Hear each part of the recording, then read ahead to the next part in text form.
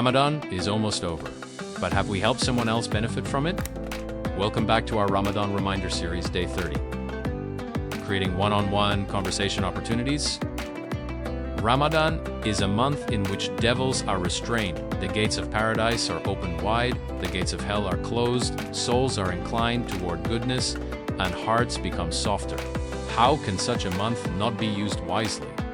One important opportunity is to create small, one-on-one conversation settings with a student, a friend, a colleague, or someone close to us.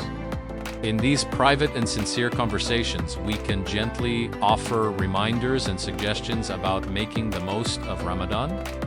During these meetings, share powerful and heart-touching reminders about the value of Ramadan. Speak in a way that is easy to understand and not overwhelming. Gift beneficial books about Ramadan and fasting.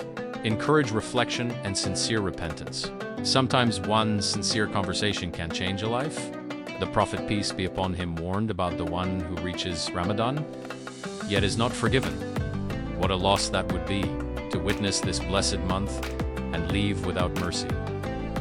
Let us not only focus on ourselves, let us help others succeed too. One conversation, one reminder, one heart changed. Before Ramadan ends, speak to someone sincerely.